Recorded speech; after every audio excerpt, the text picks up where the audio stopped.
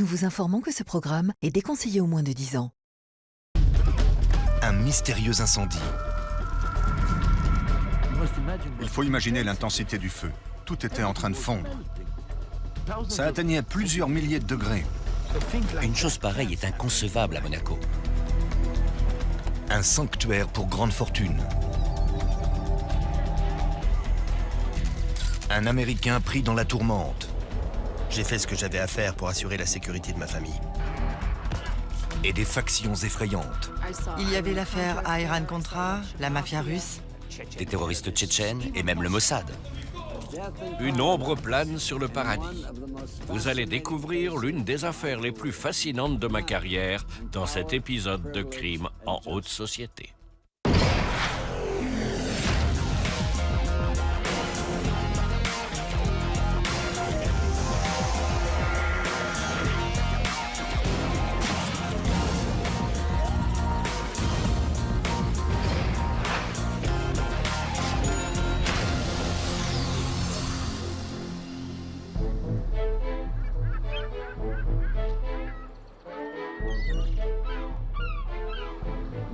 Monaco, lieu de résidence du prince Albert, baigne dans le soleil de la Côte d'Azur et accueille notamment le fameux Grand Prix. Mais ce ne sont pas les seules raisons qui attirent les plus fortunés de la planète. Il se trouve que Monaco est aussi un lieu réputé pour l'évasion fiscale et le blanchiment d'argent.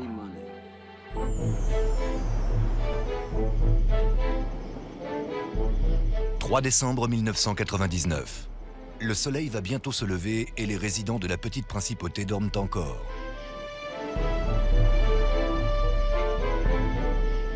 Parmi les citoyens de Monaco riches et discrets, on compte Edmond Safra, un banquier milliardaire. C'était l'homme le plus riche de Monaco, après le prince. Edmond Safra et sa femme Lily possèdent le plus grand appartement terrasse de Monaco, un vaste duplex au sommet d'un édifice bancaire de 6 étages, appelé la Belle Époque. Dans le hall d'entrée du rez-de-chaussée se trouve un concierge. Madame Safra dort dans une aile séparée de la résidence. Son mari de 67 ans souffre de la maladie de Parkinson et nécessite des soins permanents. Viviane Torrente, une des infirmières, est à ses côtés. Good night, Vivian.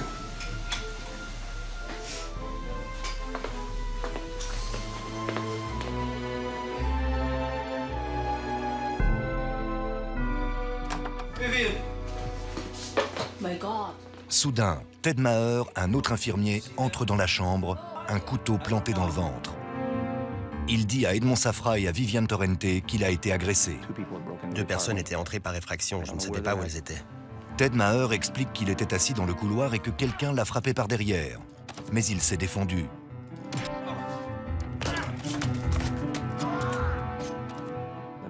L'homme à ma droite a sorti un couteau et me l'a planté en plein ventre. Ted Maher dit à Viviane Torrente d'emmener Edmond Safra dans la salle de bain et de verrouiller la porte.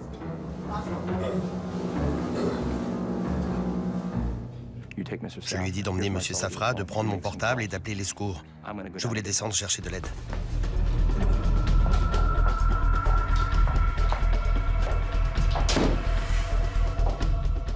Ne vous en faites pas, tout va bien se passer. Ted Maher se dit qu'il doit alerter la police. J'ai pensé à l'alarme incendie, c'était une bonne idée. J'ai pris un bout de papier dans ma main libre et je l'ai allumé.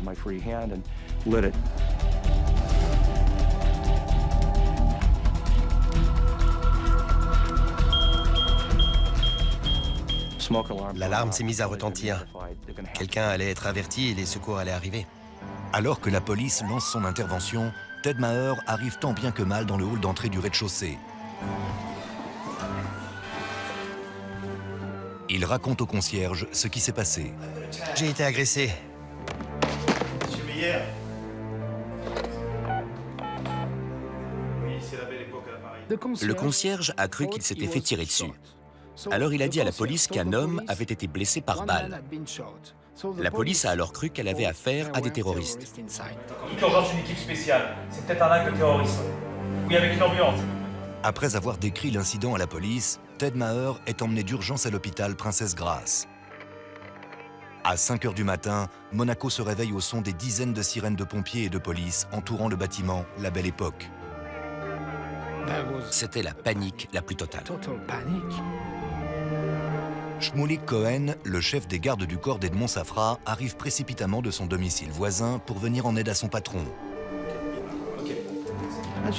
On l'a empêché de monter. Il faut que je monte! Forcément, la police ne savait pas qui était cet homme. Lâchez-moi! Ça aurait pu être un des agresseurs. La police se démène pour comprendre ce qui se passe à l'intérieur de l'appartement du résident le plus riche de la principauté.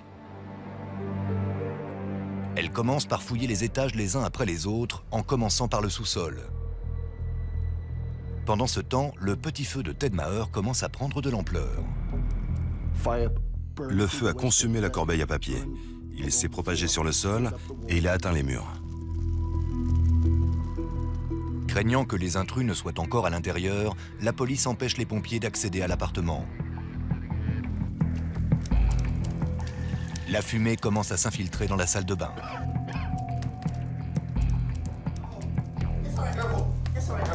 Edmond Safra et Viviane Torrente appellent les secours.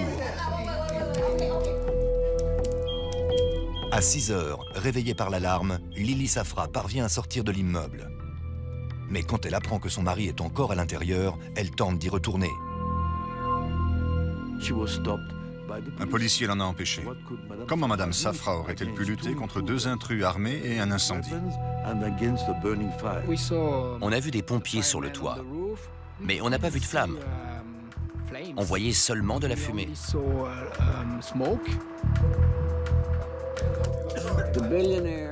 Le milliardaire et son infirmière sont désormais pris au piège dans la salle de bain. Je ne peux qu'imaginer la terreur qu'ils ont dû ressentir.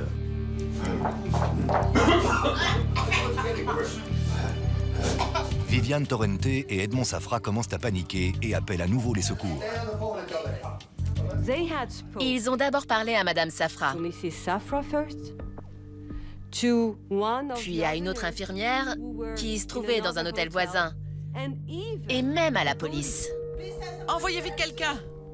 Maintenant! Plus d'1 heure après le début de l'incident, la police dit à Edmond Safra de ne pas bouger car les secours vont arriver.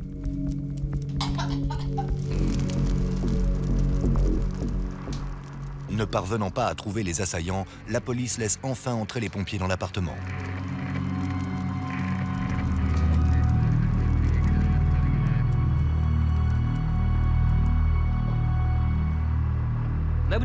Personne n'a pu entrer jusqu'aux environs de 7 h 30.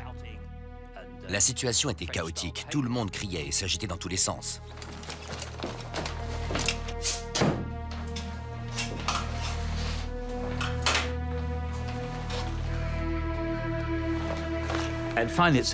Et finalement, qu'est-ce qu'ils ont trouvé quand ils ont enfin pu entrer? Viviane Torrente et Edmond Safra, morts tous les deux.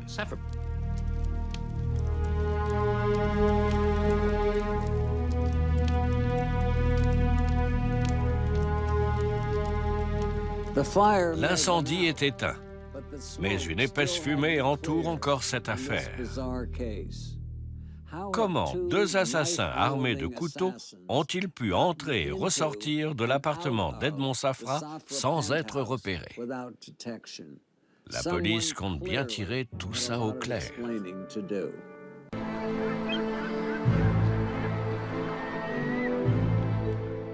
Le milliardaire Edmond Safra et une de ses infirmières sont morts dans un mystérieux incendie. Mais la question demeure. Qu'est-il advenu des hommes dont l'intrusion a poussé Ted Maher à provoquer l'incendie fatal? Il y avait 2 assaillants. Mon frère s'est battu avec eux pour essayer de protéger son patron, l'autre infirmière, ainsi que Madame Safra. Il a agi en héros. Les enquêteurs interrogent Ted Maher sur ses agresseurs et il leur raconte tout ce dont il se souvient.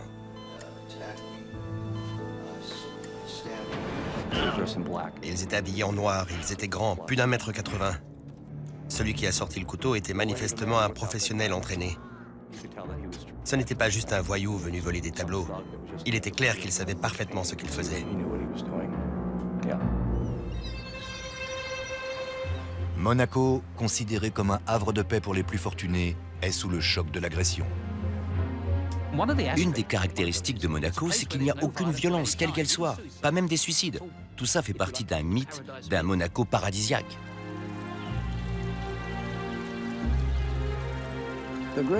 Somerset Maugham, le grand écrivain, a décrit Monaco comme étant un endroit ensoleillé pour sombres personnages.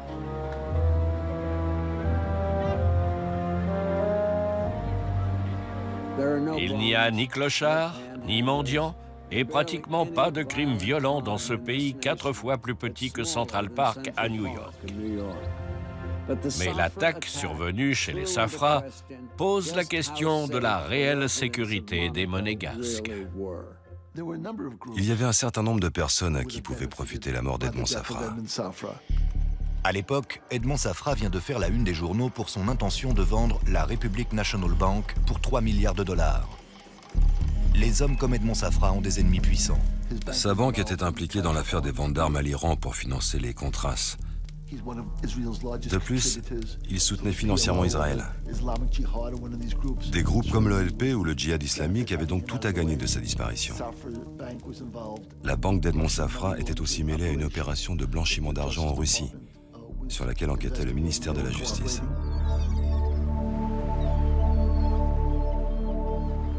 La police apprend que Lily, la femme de Safra, va se tailler la part du lion de l'héritage de 2,5 milliards de dollars aux dépens des frères d'Edmond.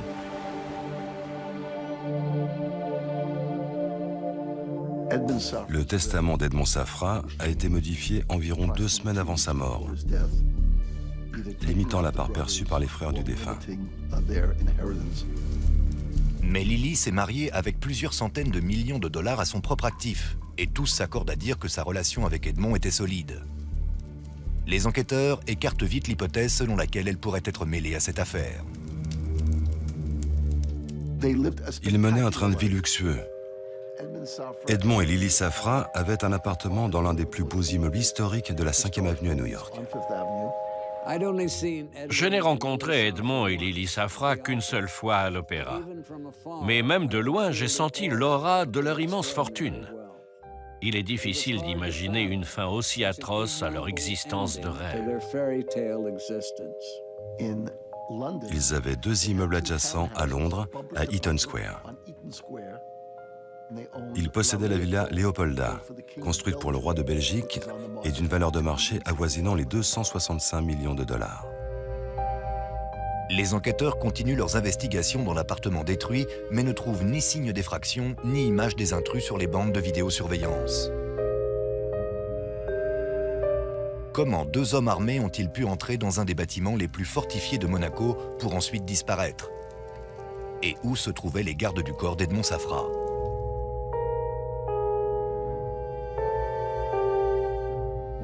Chez lui, il y avait des gardes armés de pistolets mitrailleurs derrière chaque plante verte. Edmond Safra vit entouré d'une armée privée de gardes du corps, dont de nombreux vétérans du Mossad, les services secrets israéliens. Mais aucun d'eux n'est de service la nuit où meurt Edmond. À l'hôpital, la police interroge à nouveau Ted Maher. Cette fois, elle fouille dans son passé pour essayer de comprendre ce qui a motivé cet infirmier américain à venir s'installer à Monaco. Ma mère conduisait un bus scolaire et mon père était réparateur de téléphone. C'était une famille très stricte, très rigoureuse et disciplinée. Je suis l'aîné de 5 enfants. On n'était pas très riches, même si on ne manquait de rien. Tout ce qu'on voulait, on devait travailler pour l'obtenir. Après son service militaire et sa formation d'infirmier, Ted Maher devient un infirmier en néonatologie réputé à New York. Un jour, les parents de jumeaux dont il s'occupe le recommandent à un de leurs amis, Edmond Safra.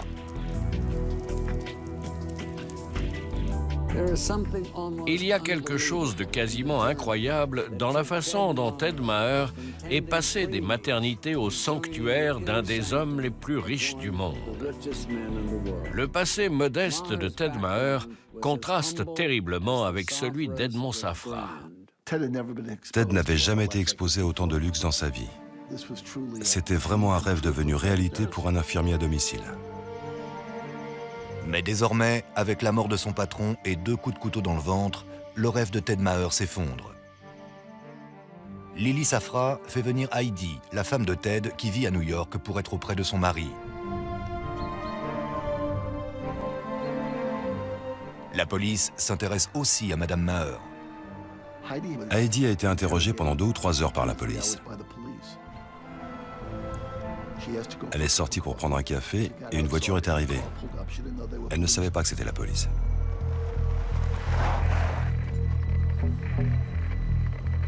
Trois hommes embarquent Heidi dans une camionnette et l'emmènent à l'hôtel où vit Ted. En l'accompagnant dans la chambre d'hôtel, ils ont été autorisés à effectuer une perquisition selon la loi monégasque. Les policiers trouvent un flacon de lidocaïne, un anesthésiant qui n'a jamais été prescrit à Ted. Cette découverte met en doute la crédibilité de Ted. Heidi prend conscience que les enquêteurs ne considèrent plus son mari comme le héros de l'histoire, mais comme un suspect. Elle appelle Tammy, la sœur de Ted, pour tout lui raconter. Elle pleurait. Elle disait qu'elle avait été kidnappée par des hommes masqués dans une camionnette. Ensuite, elle avait été emmenée chez Ted et c'est là que le cauchemar avait commencé. Les jours qui suivent la mort d'Edmond Safra, les spéculations vont bon train. S'agit-il de la mafia russe, des rebelles tchétchènes, de l'OLP? Les riches habitants de Monaco sont choqués d'apprendre que le principal suspect est un Américain moyen qui vivait sous leur nez. «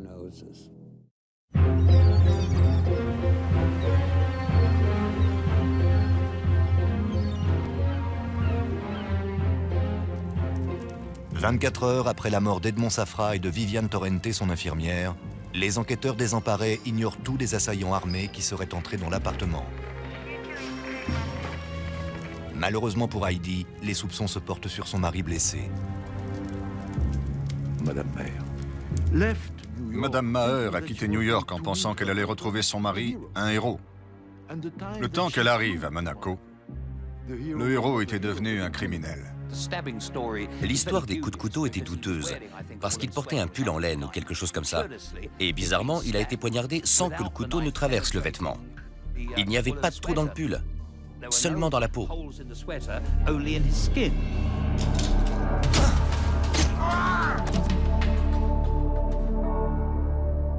La police découvre également que le couteau récupéré dans le hall du bâtiment semble être de modèle identique à un couteau que possède Ted Maher. Il s'est poignardé lui-même avec son propre couteau. Bien sûr, il pouvait prétendre posséder un couteau que l'intrus lui aurait volé pour le poignarder avant de le lui restituer. En effet, on a retrouvé le couteau à côté de lui, mais c'est tiré par les cheveux. Les enquêteurs interrogent plusieurs fois Ted Maher. Il me posait les questions dans un sens, puis dans l'autre, mais ma version n'a jamais changé. Ils disent à Ted Maher qu'il est responsable de la mort d'Edmond Safra et de Viviane Torrente. La première chose que j'ai faite, ça a été de me mettre à pleurer. J'estimais être quelqu'un de fort, mais je ne pouvais pas croire que j'étais responsable de la mort de 2 personnes. Les enquêteurs présentent des preuves à Ted Maher. Finalement, lors du 5e interrogatoire, il leur avoue ce qu'ils veulent entendre. Il a dit « Je vais vous dire la vérité. En réalité, j'étais seule dans l'appartement avec Monsieur Safra et Madame Torrente. Et je me suis blessée tout seul. » Ted Maher a dit à la police avoir organisé une fausse attaque et mis le feu pour créer la panique. En gros, il avait simulé toute l'histoire. Il voulait apparaître en héros aux yeux de son patron. Ted Maher sort de l'hôpital et est emmené au poste de police. Désormais, il ne manque plus aux enquêteurs que des aveux signés.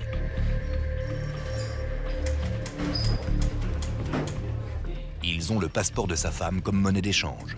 Ils m'ont présenté le passeport de ma femme ainsi qu'une photo de mes enfants et m'ont dit « On sait qu'ils sont jeunes. Leur mère ne va pas les revoir avant un bout de temps. Ted Maher sent que le futur de sa famille est en jeu. Un des enquêteurs m'a dit que je devais signer, sans quoi ma femme ne serait pas relâchée. Alors j'ai signé parce que je n'avais pas le choix. J'ai fait ce qu'il fallait pour la sécurité et le bien-être de ma famille. À peine 3 jours après l'incendie fatal, alors qu'on enterre Edmond Safra à Genève, lors d'une conférence de presse, le procureur en chef de Monaco annonce l'inculpation de Ted Maher pour incendie criminel. Pour lui, M. Safra était un employeur excellent. Il voulait simplement attirer l'attention sur sa personne. Madame Safra n'arrivait pas à y croire. C'était la stupéfaction. Pourquoi? Pour quelle raison? Qu'est-ce qui peut pousser quelqu'un à faire ça? Quand j'apprends les aveux de Ted, je suis immédiatement sceptique. L'affaire est bouclée bien trop vite et trop facilement. Le coupable a été arrêté et les rues de Monaco sont à nouveau sûres. Mais Ted Maher a-t-il vraiment fait tout ce dont il s'accuse dans le seul but de passer pour un héros aux yeux d'Edmond Safra? Permettez-moi d'être non pas cynique, mais réaliste. Ce qu'il recherchait n'était pas tant l'amour d'Edmond Safra, mais plutôt la récompense d'Edmond Safra. Et soyez sûr que si les choses s'étaient passées comme prévu, si Edmond Safra s'était retrouvé en grand danger et que Ted Maher lui avait sauvé la vie, il aurait reçu une telle récompense qu'il aurait pu se la couler douce pour le restant de ses jours. La prison de Monaco ressemble plus à un hôtel qu'à une prison. Il y avait l'air conditionné. Ted avait une cellule avec vue sur la Méditerranée. Il y avait un réfrigérateur, un lit confortable, un endroit où s'asseoir pour écrire. J'y étais un jour quand ils ont apporté le repas. En entrée, ils ont servi un avocat vinaigrette et comme plat principal, un poisson frais avec une sauce au beurre blanc. Ted Maher passe 2 ans dans la luxueuse prison monégasque. Il est interrogé à 9 reprises par les enquêteurs et à chaque fois, il raconte la même version que celle de ses aveux. Mais dans son esprit, il sait qu'il y avait des intrus, même si personne d'autre ne les a vus. Vous vous rendez compte?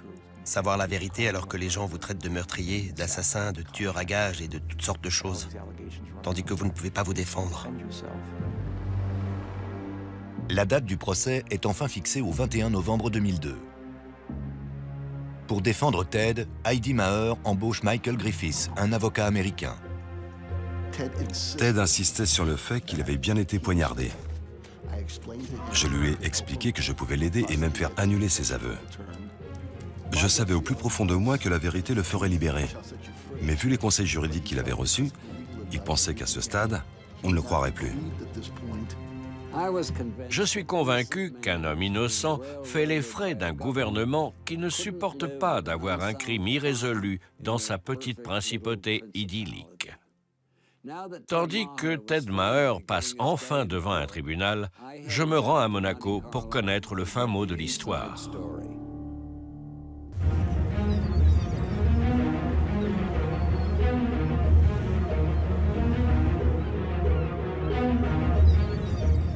À Monaco, l'automne est arrivé et Ted Maher, infirmier de son état, va passer en jugement après presque 3 ans en prison. On a dit à l'accusé qu'il n'écoperait que d'une peine légère pour l'incendie qui a causé la mort d'Edmond Safra et de Viviane Torrente. Mais juste avant le procès, ses avocats ont de mauvaises nouvelles. Donald Manas et George Blott sont venus à la prison et m'ont dit « Ted, on a un grave problème. Le procureur va requérir 12 ans. » J'ai dit « Quoi? C'est une plaisanterie? Pour quel motif? » Incendie et homicide sur 2 personnes. On va me mettre toute cette tragédie sur le dos? C'est pas possible. C'est là que j'ai compris que j'avais de gros problèmes.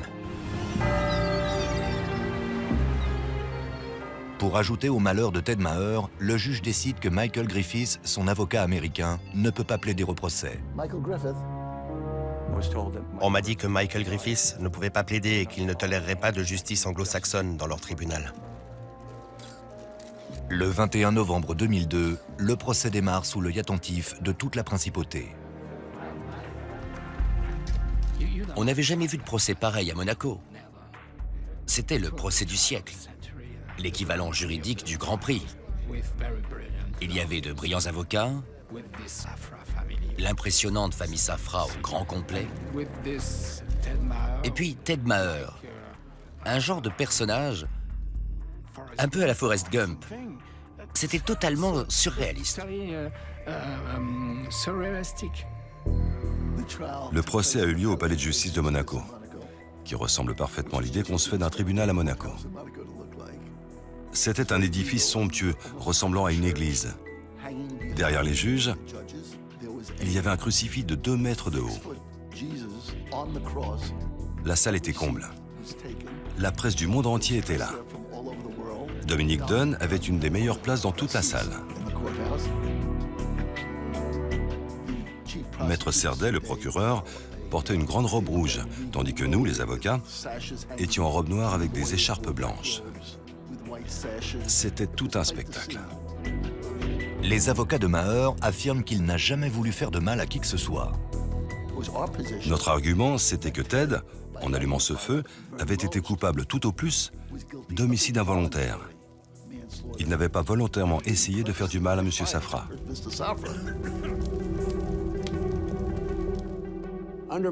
Comme l'autorise la loi monégasque, Lily Safra, l'épouse de la victime, a la possibilité de se porter partie civile. Le prince Charles lui recommande les conseils de Marc Bolland, brillant attaché de presse anglais. Ce dernier lui conseille de porter un vieux tailleur pantalon Yves Saint Laurent et de laisser ses bijoux à la maison. Mais malgré tout, Lily Safra tient le rôle principal.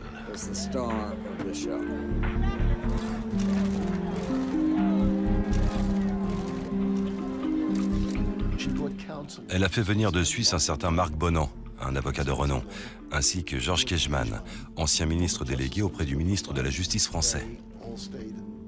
Ils sont tous descendus dans des suites à l'hôtel de Paris, un des hôtels les plus chers du monde.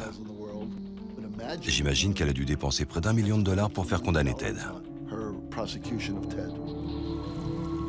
Mais le procès a également un enjeu pour la principauté et sa famille royale. Une chose pareille, ça ne doit pas arriver à Monaco. C'est pour ça que les riches viennent ici. Si les gens commencent à penser qu'ils peuvent être assassinés dans leur propre appartement en plein centre de Monaco, que la police n'intervient pas et que les pompiers n'éteignent pas les incendies, ils vont prendre leur argent et aller voir ailleurs.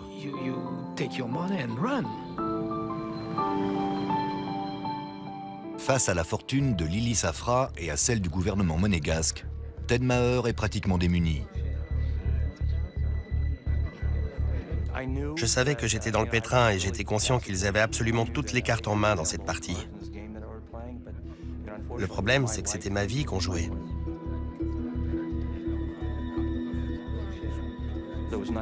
Il y avait 19 avocats dans la salle d'audience. 19, vous imaginez?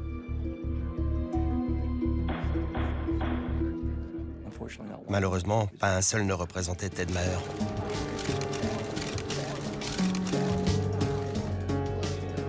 Au deuxième jour du procès, Joseph Citruc, le grand rabbin de France, arrive au tribunal comme témoin pour son ami décédé, Edmond Safra. La loi monégasque autorise l'accusé Ted Maher à interroger directement le témoin. Quand est venu le moment des questions, personne dans la salle n'a rien eu à lui demander. Mais moi, si. Et bien sûr, du fond de mon cœur, j'ai demandé au rabbin de dire une prière pour M. Safra et Mme Torrente.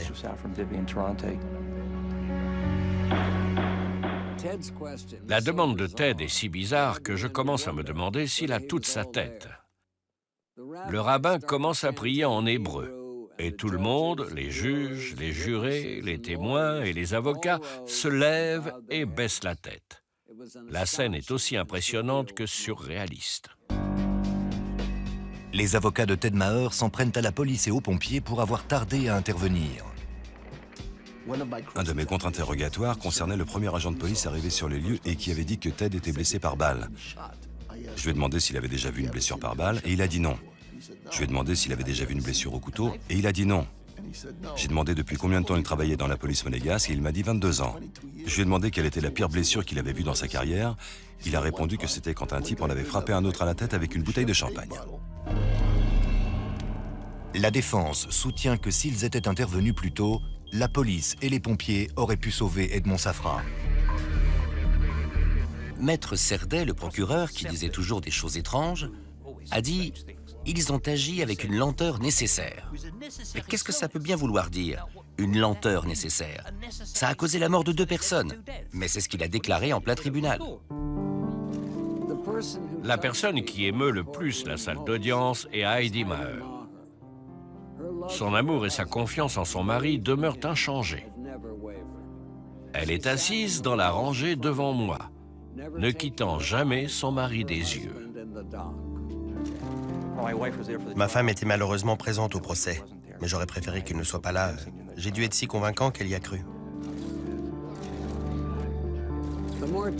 Plus Ted parle, plus j'ai des doutes sur sa version des faits. C'est très difficile à décrire. Parfois, il a les yeux dans le vague et soudain, il donne une réponse qui semble durer trop longtemps. À la fin du procès, je ne crois plus en son témoignage. Au début, quand on a discuté avec Ted pour élaborer une stratégie de défense,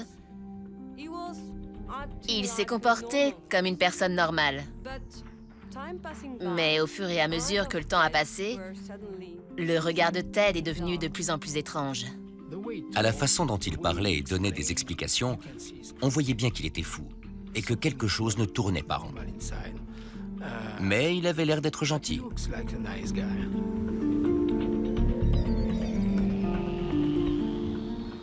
Après 10 jours de témoignage, le sort de Ted Maher repose entre les mains de 3 jurés et de 3 juges.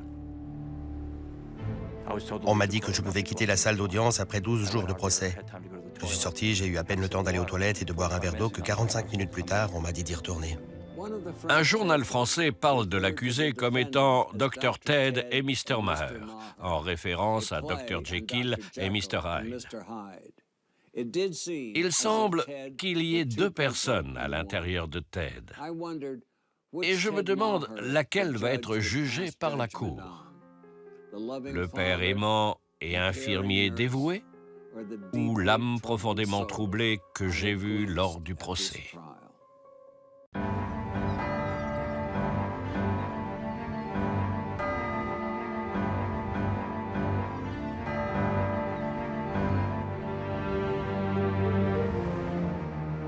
Après une brève délibération, le jury revient dans la salle d'audience pour annoncer son verdict dans l'affaire Ted Maher.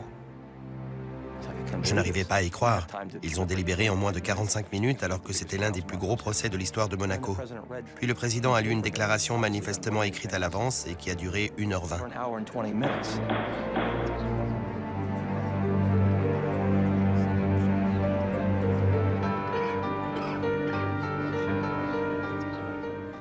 Il a dit que j'étais condamné à 10 ans de prison et que la décision avait été prise par 4 voix contre 2.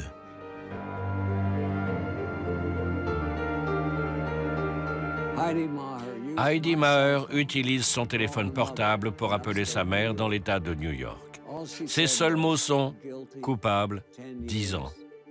Dis-le aux enfants. Quand elle me rend le téléphone, je m'aperçois qu'elle est en larmes. J'ai de la sympathie pour cette femme qui est venue soutenir par sa présence quelqu'un qu'elle aimait et vénérait, avant de découvrir que ce n'était qu'un vulgaire criminel. De façon étrange, Ted demande pardon publiquement auprès des familles Safra et Torrente. Heidi me racontera plus tard avoir eu envie de se lever pour lui demander s'il n'avait pas oublié sa femme et ses enfants. Le mariage a clairement atteint son point de rupture. Elle a abandonné. Elle en avait marre de toute cette histoire. Marre des médias, marre de se battre. Elle voulait juste tourner cette page de sa vie. Elle l'a cru coupable. Ça fait vraiment très mal. Mais je l'aime toujours. Heidi décide de quitter Ted. Désormais, l'infirmier américain doit purger 10 ans de prison. Ils ont essayé de me pousser au suicide. Littéralement, ils m'ont rendu la vie impossible. Mais j'ai tenu bon. Je ne voulais pas céder parce que je savais qu'un jour je sortirais et que la vérité serait enfin dévoilée. Si j'avais mis fin à mes jours, je n'aurais jamais pu dire la vérité. Après 8 semaines d'incarcération, Monaco a tourné la page Ted Maher et Ted Maher compte en faire autant avec Monaco. En compagnie de son camarade de cellule, un voleur italien du nom de Luigi Ciardelli, il met au point un plan d'évasion. Si vous aviez vu les 7 rangées de barreaux, ça paraissait strictement impossible de passer au travers. C'était tout simplement inconcevable d'imaginer pouvoir s'évader par la fenêtre.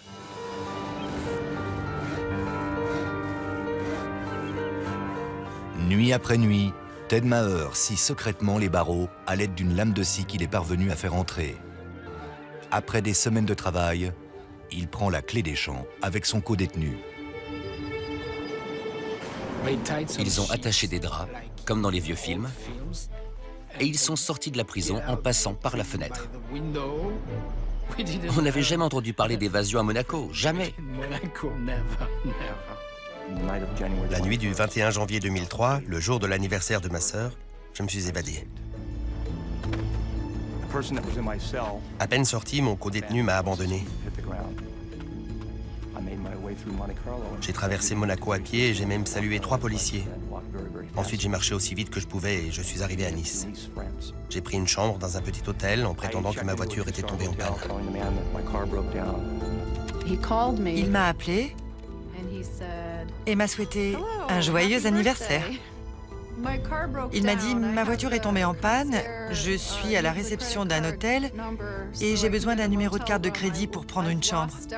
J'ai tout perdu et j'ai besoin d'aide. » Alors je lui ai donné mon numéro de carte.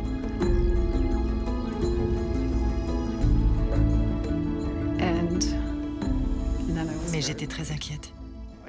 J'ai pris une chambre sous un faux nom. Il y a plus d'1 million de personnes dans cette ville. Ils ne pouvaient pas me retrouver. C'était impossible. Je suis sous le choc. L'évasion de Ted est une première à Monaco depuis plus de 50 ans.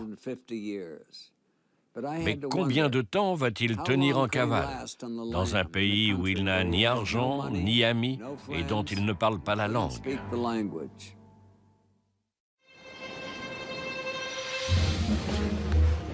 Dans un incroyable rebondissement, Ted Maher, l'homme condamné pour la mort d'Edmond Safra, s'est évadé de sa prison monégasque.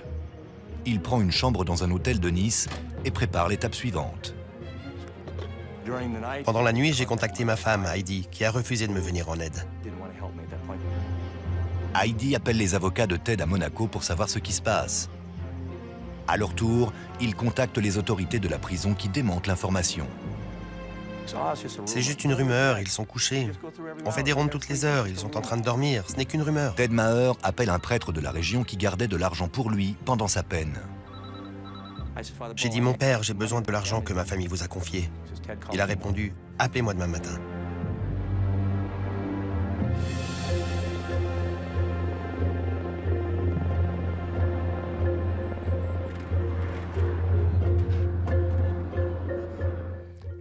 Le lendemain matin, j'ai rappelé le père Peter Ball. Je l'ai entendu dire « L'homme que vous recherchez est au téléphone ». Ted Maher comprend alors que la police est avec le prêtre. Il doit partir au plus vite. J'ai rassemblé mes affaires et je suis descendu. 5 policiers français m'attendaient au pied de l'immeuble.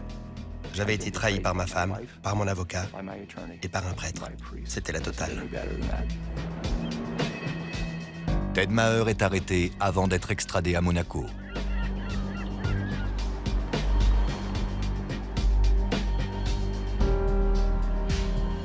Une fois de plus, son procès a lieu au palais de justice de Monaco, cette fois-ci pour son évasion.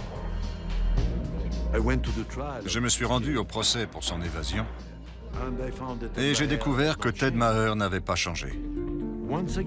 Cette fois encore, son argument de défense, c'était « Ce n'est pas moi, c'est les autres ». On finit par avoir de la compassion pour cet homme qui ne fait rien volontairement. Il tue involontairement? Il s'évade involontairement? Est-ce qu'il vit aussi involontairement? Pour son évasion, Ted Maher se voit ajouter une année supplémentaire à sa peine de 10 ans.